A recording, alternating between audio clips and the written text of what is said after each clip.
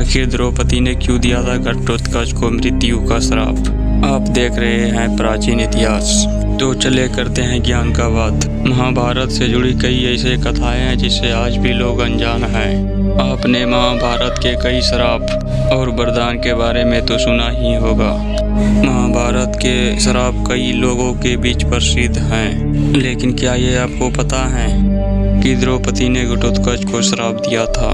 घटोत्कच को श्राप दिया था और उसी श्राप के बदौलत घटोत्कच की मृत्यु हुई थी। दरअसल भीम और हिरण्यडिंबा के पुत्र का नाम घटोत्कच था। घटोत्कच ने कौरव सेना के कई लोगों का वध किया था।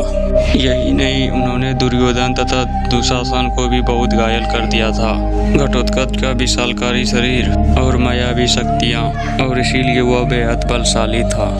आपको बता दें, घटोत्कच के वजह से ही महाभारत के युद्ध में कोहार मच गया था। घटोत्कच ने दुर्योधन के पुत्र लक्ष्मण कुमार का वध भी किया था। वही घटोत्कच का विवाह दैत्यराज मूरा के बेटी अहिल्यावती के साथ हुआ था, जिन्हें मोरबी और कामकांति के नाम से भी जाना जाता है।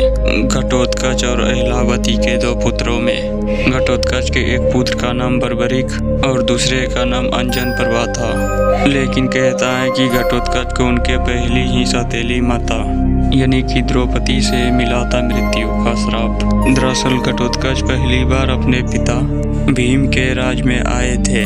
घटोत्कच अपनी माँ यानी हिडिंबा के बातों का पालन क्या करते थे। घटोत्कच ने आगे के अनुसार द्रौपदी को आदर सम्मान नहीं दिया।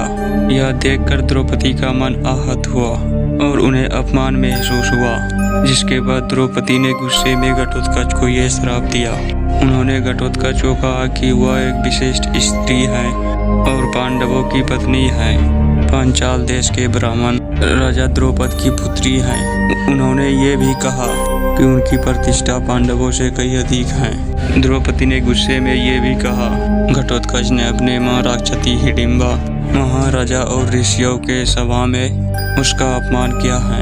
अंत में द्रौपदी ने कहा कि घटोत्कच की आयु सीमा बहुत ही कम होगी और वह बिना किसी युद्ध के ही मारा जाएगा। पौराणिक कथा के अनुसार कर्ण ने घटोत्कच पर इंद्र का यमोक अस्त्र चला दिया था, जिसके वजह से उसका वध हुआ था। वैसे ये युद्ध घटोत्कच का तो नहीं था, लेकिन अपने पिता भीम के आह्वान करने पर घटोत्कच को युद्ध भूमि में आना ही पड़ा। इसके बाद उन्होंने पूरा कौरव सेना में हाहाकार मचा दिया। कर्ण हो या फिर द्रोणाचार्य हो, कोई भी उनके शक्ति के आगे टिक नहीं पा रहा था। तो प्यारे दर्शकों, हमारा यह वीडियो आपको कैसा लगा? अगर वीडियो अच्छा लगा तो वीडियो को लाइक एंड चैनल को सब्सक्राइब करें। मिलते हैं नेक्स्ट वीडियो में, तब तक के लिए जय श्री कृष्ण।